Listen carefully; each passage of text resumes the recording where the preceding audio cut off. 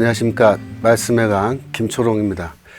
오늘은 구약성경의 메시아 텍스트 시리즈 7번째 강의, 제목은 시편 2편 오늘 내가 너를 낳았도다 라는 제목의 강의입니다. 시편 150편 중에는 소위 말하는 제왕시, 영어로 로얄 쌈으로 분류되는 그런 시편들이 있는데요. 그 중에 상당수의 이 제왕시가 메시아 시편입니다. 예를 들면은 시편 2편, 45편, 72편, 89편, 110편, 132편 등인데요.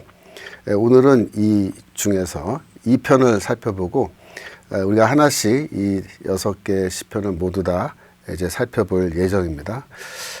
이 제왕시 중에서 시편 2편을 보시면 이것은 내용상 구약학자들 상당수가 왕이 즉위식 때 사용된 시편이다, 그렇게들 이야기합니다.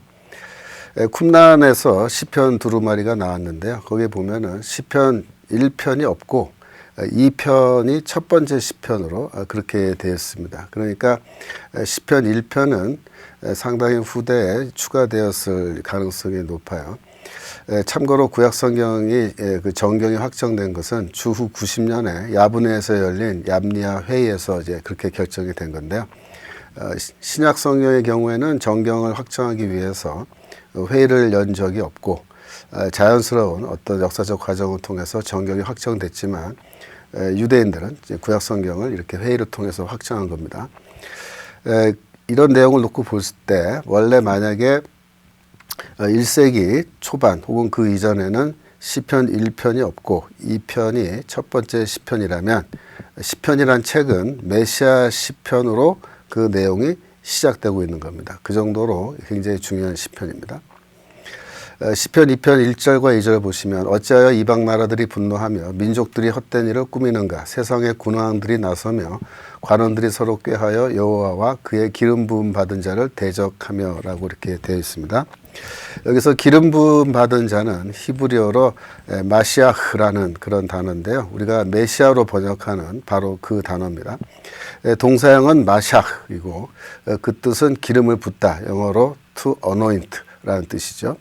70인역 구약 성경에서는 크리스토스로 이렇게 되어 있어요.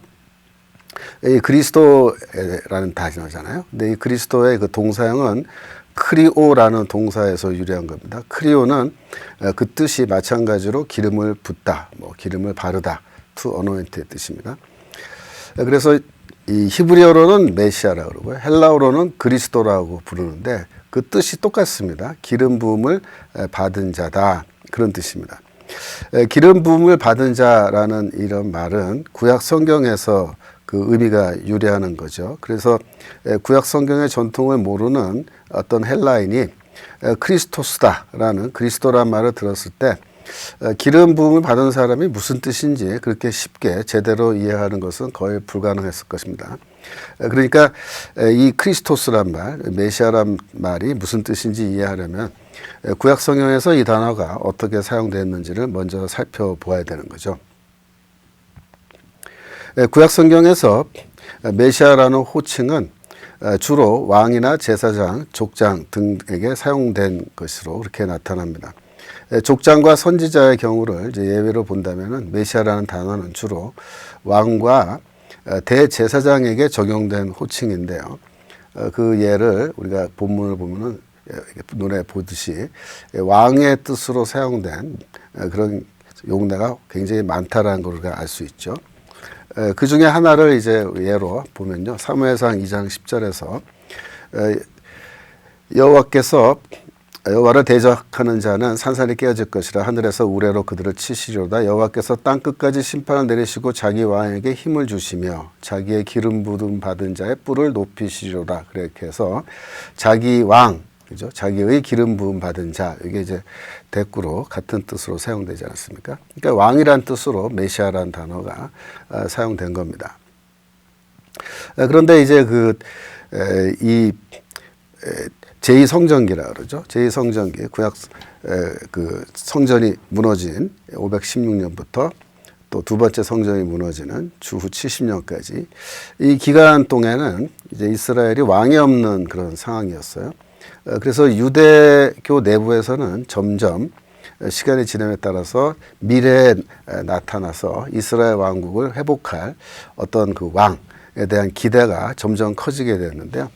유대인들은 이게 메시아가 와서 이스라엘을 회복하고 종말의 시대로 이스라엘을 인도에 들어갈 것이다. 그렇게 이제 기대를 하고 있었던 겁니다.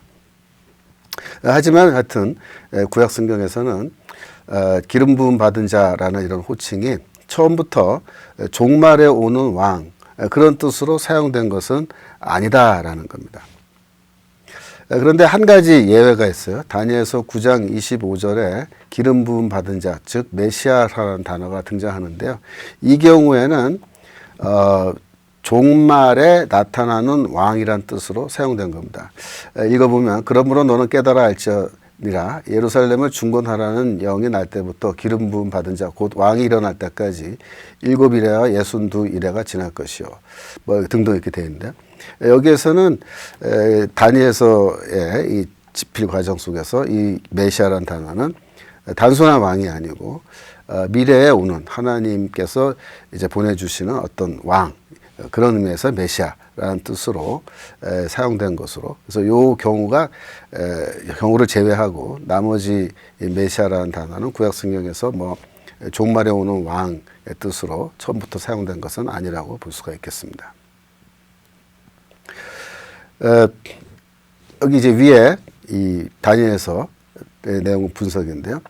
기름 부음 받은 자라는 말은 이게 마시아흐라는 뜻으로 사용됐고요. 여기서 한국말로는 왕으로 번역이 됐습니다만은 사실은 이제 나기드라는 나기드라는 그런 단어입니다. 나가드가 아니고 나기드입니다. 왕이란 뜻이라기보다는 여기서 이제 제후 영어로는 프린스라는 그런 뜻으로 사용된 건데요. 이 경우에는 이제 아까 말씀드린 것처럼 예외적으로 미래에 올 종말의 왕으로 그런 뜻으로 사용된 겁니다. 시편 2편이 기록될 때 그 당시에는 어쩌면 이 그의 기름 부음 받은 자라는 표현은 사무엘에게 기름 부음 받은 다윗을 나타낼 가능성도 있습니다. 하지만 시간이 지남에 따라서 점차 유대인들은 이 시편 2편에 이 그의 기름 부음 받은 자를 종말의 때 하나님이 이스라엘을 회복하기 위해서 시온산에 세우시는 어떤 왕으로 메시아로 그렇게 이해하기 시작했다는 거죠.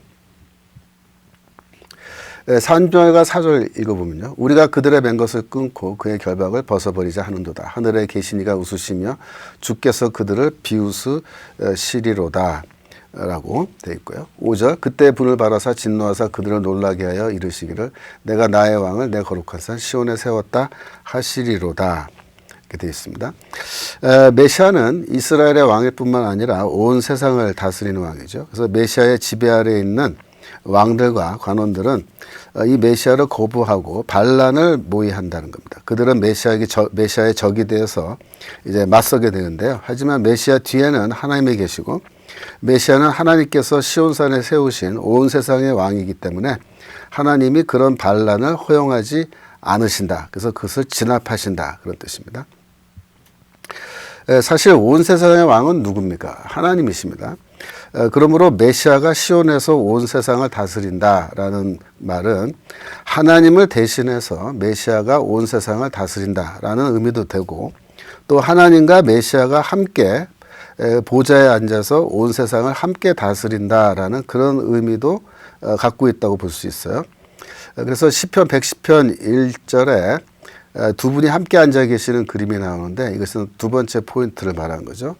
110편 1절 여호와께서 내 주에게 말씀하시기를 내가 내 원수들로 내 발판이 되게 할까지 너는 내 오른쪽에 앉아있으라 하셨도다라고 해서 다윗이 쓴 시편인데 하나님 창조주 하나님께서 말씀하시는데 누구에게? 나의 주에게. 그래서 이 내 주가 바로 또 다른 왕 메시아를 가리키는 걸로 봐요. 그래서 두 분이 함께 보좌에 앉아 계신 그림인데요. 이것이 바로 굉장히 중요한 개념이죠. 하나님과 하나님 외에 또 다른 한 분의 하나님과 같은 분이 계시다라는 그런 의미로 사용된 겁니다.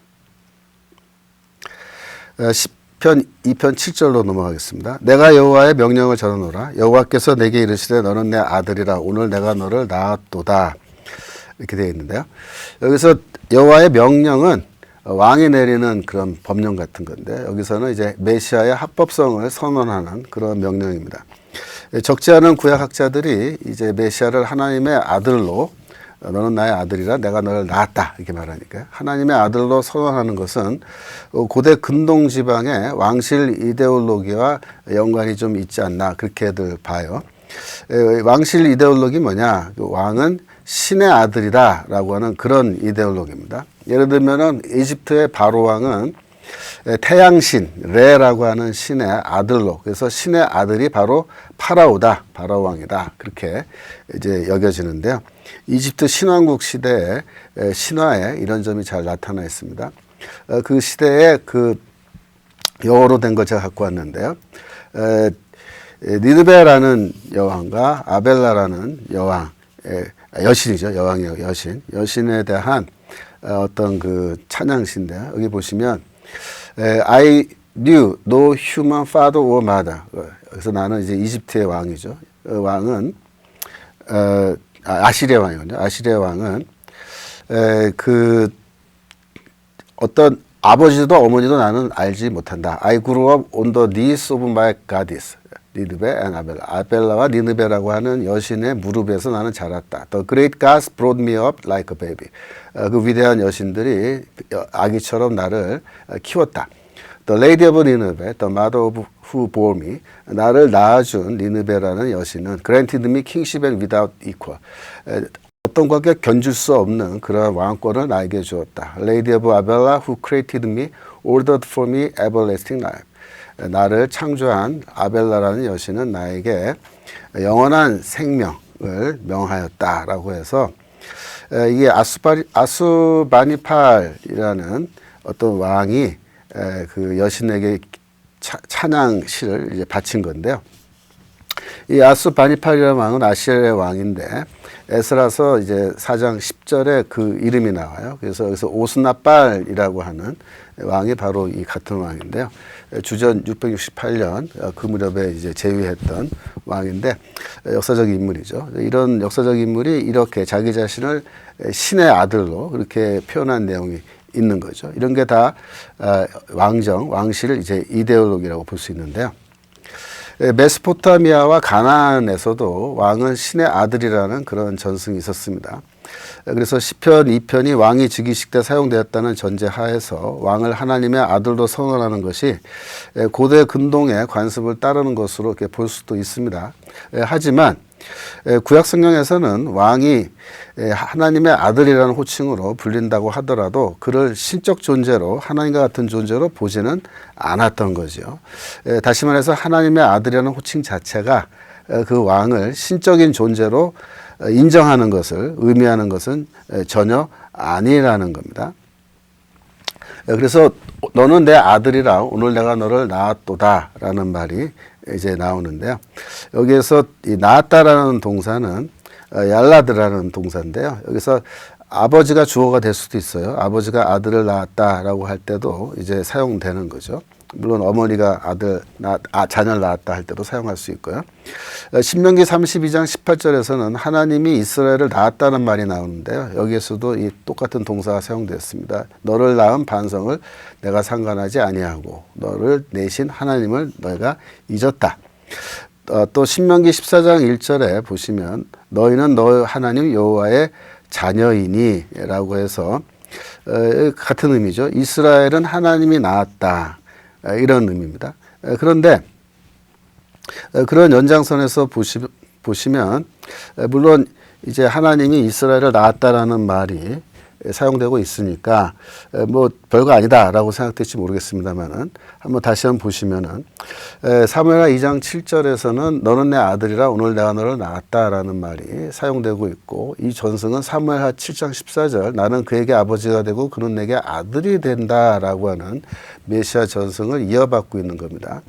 그런데 하나님이 내가 너를 낳았다라는 그런 표현을 사용하고 있는데, 이런 것을 우리가 신인 동형론적 anthropomorphic 표현이다 이렇게 얘기합니다. 왜냐하면 하나님이 실제로 무슨 인간처럼 행동을 하시고 또 인간처럼 어떤 아이를 낳고 하는 그런 건 아니잖아요. 그럼에도 불구하고 내가 너를 낳았다라는 이런 표현을 사용하는데 매우 파격적인 표현으로 이렇게 볼 수 있습니다. 그러면 이런 파격적인 표현을 왜 사용했느냐, 여기에서 그것은 메시아와 하나님 사이의 관계가 얼마나 친근한 관계인지 그거를 표현하기 위해서 이제 이런 표현을 사용한 걸로 볼 수 있습니다.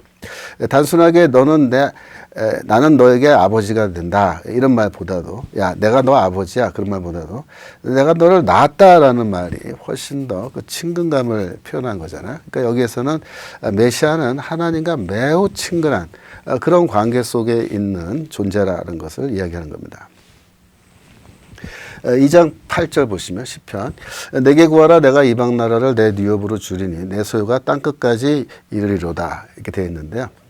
내가 구하라, 이것은 메시아가 요청하는 모든 것을 하나님이 다 들어주겠다라고 하는 어떤 보장이죠. 이것은 아버지와 아들 관계, 그것도 매우 친근한 관계에서만 일어날 수 있는 일인데요. 그렇게 이야기한 겁니다. 내가 구하는 것은 내가 다 들어주겠다.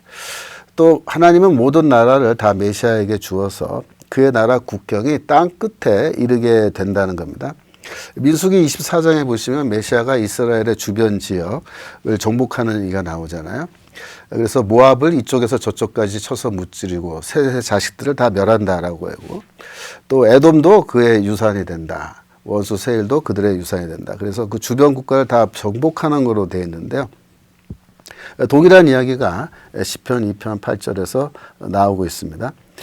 특별히 사무엘하 7장 16절에서는 메시아의 나라가 영원히 보존되고 내 왕위가 영원히 견고하다고 해서 시간적인 관점에서 메시아의 나라가 영원하다 그렇게 말하는데, 시편 2편 8절에서는 그의 나라는 땅끝까지 이른다라고 해서 공간적인 관점에서 이제 이야기하고 있는 겁니다. 우리가 사도행전 1장 8절에 보시면 선교 명령에 나오죠. 오직 성령이 너에게 임하시면 너희가 권능을 받고 예루살렘과 온 유대와 사마리아와 땅끝까지 이르러 내 증인이 되리라 이렇게 말하는데요. 왜 우리가 땅끝까지 가서 그리스도의 증인이 되어야 하느냐라고 묻는다면, 그 이유는 메시아의 나라가 공간적인 관점에서 땅끝까지 이르게 된다라고 하는 바로 이 시편 2편 8절의 내용 때문입니다. 그래서 우리가 거의 땅끝까지 가서 복음을 전해야지, 그래야 그곳이 다 메시아의 나라가 되기 때문에 땅끝까지 가야 되는 거죠. 시편 2편 이제 9절 넘어가겠습니다. 내가 철장으로 그들을 깨뜨리며 질그릇같이 부수리라 하시는도다. 이집트에서는 왕이 임명식 때 새로 임명된 왕이 질그릇을 이제 부수는, 집어 던져서 부수는 그런 순서가 있었다는 거예요. 그래서 질그릇을 부시는 건 뭐냐면, 이 이집트의 파라오가 전 세계를 지배하는 자이고 그 주변 국가들은 말 안 들으면 다 이렇게 질그릇 부수듯이 다 부숴버린다, 이런 의미로 그런 걸 했다는 건데, 그와 유사한 내용이 여기에 나온 겁니다.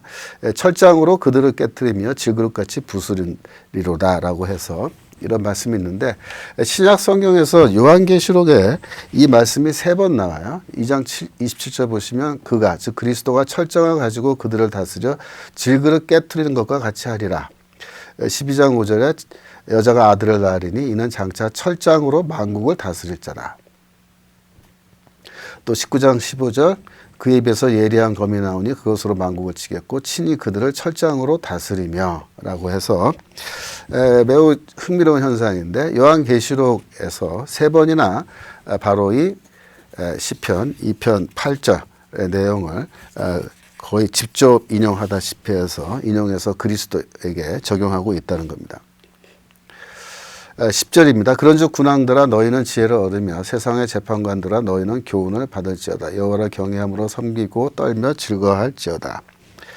그의 아들에게 입맞추라. 그렇지 아니하면 진노하심으로 너희가 길에서 망하리니 그의 진노가 급하심이라. 여호와께 피하는 모든 사람은 다 복이 있도다. 이 내용은 뭡니까? 왕들과 재판관들은 이제 이런 상황을 잘 이해하고 현명하게 행동해야 한다라고 경고하는 겁니다. 하나님의 아들, 즉 메시아에게 입맞추지 않으면 하나님의 진노를 경험하게 될 것이다. 또 온 세상의 왕들은 다 메시아를 섬겨야 된다. 그가 세상의 모든 권력을 갖고 있다. 이렇게 선포하는 건데요. 이게 마태복음 28장 18절의 내용과 연결이 됩니다. 예수께서 나와 말씀하여 이르시되 하늘과 땅의 모든 권세를 내게 주셨으니, 이게 이제 승천하시기 직전에 이 말씀 하시면서 너희가 가서 내 증인이 되라라고 이제 명령하시는 건데요. 보통 이 내용을 다니엘서 7장 14절의 내용과 잘 연결해서 설명을 합니다만은, 물론 그것도 의미가 있습니다만은, 제가 보기에는 이 시편 2편의 내용과도 충분히 이제 연결이 되죠. 하나님께서 메시아에게 이 세상의 모든 권력을 다 그에게 주셨다라는 거죠. 그래서 똑같은 내용 말한 거고요. 그래서 이런 의미에서 시편 2편 12절에 그의 아들은 바로 시편 2편이 사무엘하 7장 14절에 하나님의 아들 전승을 이어가고 있다는 것을 다시 한번 잘 보여줍니다. 시편 2편이 유대교 문서에 나타나는 예를 좀 보면요. 쿰단 문서 1QSA 메시아닉 룰이라고 하는 그런 문서에서 이런 말이 나와요. When God will have begotten the Messiah. 즉 하나님이 메시아를 낳으실 때에 라는 그런 표현이 나오는데, 이것은 바로 시편 2편 우리가 공부하는 7절에 오늘 내가 너를 낳았도다 라는 그 구절을 직접적으로 이제 인용하고 반영하는 그런 내용입니다. 또 폴큐 플로리레기움이라는 그런 문서에도 보면은 사무엘하 7장 11절에서 14절 지난번 공부했죠. 그 나단의 신탁 내용을 이제 패러프레이징 하는데요. 그 다음에 아모스서 9장 11절 이것도 이제 메시아 텍스트인데 그걸 인용한 뒤에 오늘 우리가 공부한 시편 2편 1절과 2절을 직접 인용하고 있습니다. 그러니까 쿰난 공동체에서는 이런 텍스트들이 전부 다 메시아 텍스트라는 것을 알고 있어서 연결해서 사용하고 있는 거죠. 또 하나님의 아들 텍스트라고 써너무가 텍스트로 알려져 있는 폴큐 246에도 His dominion shall be an everlasting dominion and all of the territories of earth shall be His 라는 구절이 나오는데요. 그의 영토는 땅끝까지 이를 것이다 라고 하는 그런 내용, 그 다음에 그의 나라는 영원할 것이다 하는 내용, 이 두 가지가 한꺼번에 여기 나타나고 있는 겁니다. 특별히 신약 성경에 보시면 예수가 세례를 받고 나서 물에서 걸어서 올라오실 때 하늘에서 목소리가 난 걸로 되어 있습니다. 마가복음 1장 11절에 하늘로부터 소리가 나기를 너는 내 사랑하는 아들이라 내가 너를 기뻐하노라 라는 그런 목소리가 들렸는데요. 너는 내 사랑하는 아들이라 라고 했을 때 이 구절은 아주 노골적으로 시편 2편 7절을 인용하는 그런 에코하는 그런 목소리로 말씀으로 우리가 해석합니다. 또 베드로와 요한이 사도행전에서 산헤드린에 잡혔다가 풀려난 뒤에 사도들이 함께 모여서 기도하는데요. 그 기도할 때 4장 25절 또 주의 종 우리 조상 다윗의 입을 통하여 성령으로 말씀하시기를 어찌하여 열방이 분노하며 족속들이 허사를 경영하였는고 세상의 군왕들이 나서며 관리들이 함께 모여 주와 그의 그리스도를 대적하도다 하시니로소이다. 과연 헤롯과 본제 빌라도는 이방인과 이스라엘 백성과 합세하여 하나님께서 기름 부으신 거룩한 종 예수를 거슬러 이렇게 되어 있는데요. 초대교회가 시편 2편을 명확하게 메시아 본문으로 알고 있었고 그걸 그렇게 읽고 있고 이 구절을 예수 그리스도에 대한 예언으로 그렇게 이해하고 있음을 보여줍니다. 시편 2편 2절에는 그의 기름 부으심 받은 자를 대적한다 그랬는데 사도행전에서는 그의 그리스도를 대적한다라고 아예 그렇게 이제 번역을 제대로 잘 해놨어요. 그리고 27절에서는 예수를 기름 부으신 거룩한 종이라고 부르는데 이거는 초대교회가 예수를 이사야서에 나오는 주의 종으로 그렇게 동일시하고 있는 장면입니다. 이거는 나중에 우리가 이사야서 공부할 때 다시 한번 보겠는데요. 또 바울이 비시디아 안디옥에서 설교한 게 기록되어 있는데 이 설교에서도 그가 이제 시편 2편 7절을 인용하는 것으로 그렇게 되어 있습니다. 사도행전 13장 30선절인데요. 곧 하나님이 예수를 일으키사 우리 자녀들에게 이 약속을 이루게 하셨다 함이라. 시편 둘째 편에 기록한 바와 같이 너는 내 아들이라 오늘 너를 낳았다 하셨고 라고 해서 우리가 이렇게 신약 성경을 읽다 보면 이와 같이 시편 2편의 내용이 이렇게 직접 인용되는 장면들을 자주 볼 수 있는 겁니다. 그래서 왜 신약 성경이 이 구절을 이렇게 인용하는지 그 이유를 아셔야 되는데 그 이유는 바로 이 시편 2편이 메시아 시편이고 유대교 안에서도 이것이 메시아 시편으로 이해됐기 때문에 초대교회는 당연히 그 시편을 예수 그리스도에게 적용하게 된 거다. 그렇게 이해하실 수 있습니다. 예수는 하나님을 아버지로 그렇게 보고 하나님을 아빠라고 부르셨어요. 이 아빠라는 호칭은 이제 아람어인데요. 아람어로서 이 아버지를 친근하게 부르는 호칭입니다. 우리말의 아빠하고 발음이 똑같죠. 그런데 우리말하고 좀 다른 점은 뭐냐면 우리말에서는 이제 그 어린아이들이 아빠라고 부르고 성인이 되면은 아버지를 아빠라고 부르지 않잖아요. 근데 이 아람어 문화에서는 성인들도 아버지를 친근하게 부를 때는 아빠라고 부를 수 있다는 거죠. 그래서 예수는 제자들에게 하나님을 아빠라고 부르라고 그렇게 이제 가르친 것으로 되어 있어요. 마가복음 14장 36절에 보시면 겟세마네 동산에서 이제 마지막으로 기도하시는 장면인데요. 아빠 아버지여 그렇게 이제 부릅니다. 그래서 원래는 아빠라고 부르고 아버지께서 아빠는 모든 것이 가능하오니 이렇게 기도하셨다는 거예요. 그래서 아버지여라는 말은 원래 그 헬라어로 파테르라는 단어를 더 추가해 놔서 아빠라는 아람어가 헬라어로 아버지란 뜻이다. 그렇게 되어 있는 건데요. 원래 예수께서 기도하실 때는 그냥 아빠 하고 기도를 시작한 걸로 이해할 수 있습니다. 이런 내용들은 모두 다 무엇을 나타냅니까? 예수가 하나님의 아들로서 갖고 있었던 자의식, 셀프 컨셔스니스를 이야기한 겁니다. 그래서 아버지의 나의 원대로 마시고 아버지의 원대로 하옵소서라고 할 때는 아들이 아버지의 뜻에 무조건적으로 내가 순종하겠다. 라는 그런 의미고요. 예수는 하나님을 아버지 혹은 아빠로 자신을 아들로 표현했습니다. 그래서 제자들에게 이렇게 아빠라고 하나님을 부르라고 얘기한 거는 하나님과 우리 사이의 관계가 원래는 그렇게 친근한 관계가 아닌데 본인을 통해서 앞으로 매우 친근한 관계로 들어갈 것이므로 이렇게 아빠라고 부르는 게 좋다. 아빠라고 불러라. 그래서 우리 주기도문에서도 하늘에 계신 우리 아버지여라고 되어 있는데 헬라어나 영어 판본을 보면요. 제일 첫 단어가 아버지예요. 원래는. 그래서 이 아버지라는 단어를 이제 첫 단어로 썼는데 예수께서 그러면 주기도문을 가르쳐 주실 때 어떻게 가르쳐 주셨겠느냐. 아람어로 가르쳐 줄 때는 첫 단어를 아빠라고 부르고 주기도문을 이렇게 외우도록 그렇게 가르치신 걸로 그렇게 이해를 합니다. 마가복음 13장 32절에도 그날과 그때는 아무도 모르나니 하늘에 있는 천사들도 아들도 모르고 아버지만 아신다. 종말이 언제 올지 아버지만 아신다. 이렇게 되어 있는데 이때 아들은 자기 자신이고 아버지는 하나님을 가리키는 거죠. 그러니까 아주 대놓고 나는 하나님의 아들이다. 이렇게 주장을 하는 겁니다. 이 구절이 굉장히 중요한데 복음서에 나오는 예수의 말씀이 정말 역사적 예수가 그런 말을 한 건지 극도로 이제 의심하는 사람들이 많이 있기 때문에 그들의 의심을 이제 해소해 주기 위해서 여러 가지 연구 방법이 나왔는데 그 중에 하나는 이겁니다. 이 대목에서는 예수가 자신의 무지를 표현한 거다. 내가 모른다. 그러니까 메시아고 하나님의 아들인데 나도 그건 모른다라고 표현해서 이것은 굉장히 어떤 면에서는 초대교회로서는 좀 당황스럽게 만드는 그런 이야기인데요. 그럼에도 불구하고 이 이야기를 초대교회가 각색하지 않고 그대로 적어놨다는 겁니다. 그 말은 무슨 뜻일까요? 그것은 역사적 예수가 실제로 이런 말을 했을 가능성이 매우 높다는 거죠. 즉, 이 말씀에 관해서는 역사적 예수가 이 말씀을 했다라는 그 진정성, 오센티시티를 인정하고 잘 의심하지 않는다는 뜻인데요.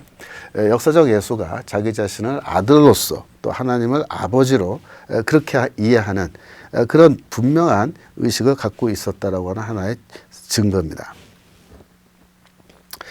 예. 악한 포도 농부 비유가 있는데요. 그 농부의 비유 보시면은 예수께서 자신을 사랑하는 아들이라고 그렇게 이제 비유적으로 말씀하신 게 나와요. 이것도 역시 하나님과 예수 사이에 친밀한 아버지와 아들 관계를 표현한 걸로 보는데요. 마가복음 12장 6절이죠. 이제 한 사람이 남았으니 곧 그가 사랑하는 아들이라. 최후로 이를 보내며 이르되 내 아들은 존대하리라 하였더니라고 해서 그는 하나님 나타내죠. 농부, 땅 주인. 그가 사랑하는 아들. 그 누구냐? 바로 나다. 그렇게 이제 간접적으로 주장하신 거거든요. 여기서도 이제 아들로 인식하는 게 나오고요.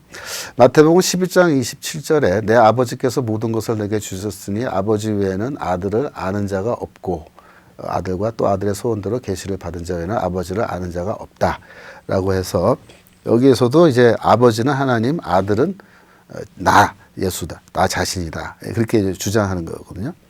이건 역시 하나님과 자신 사이의 관계가 극도로 아주 친밀한 관계다라는 것을 예수가 주장한 건데요.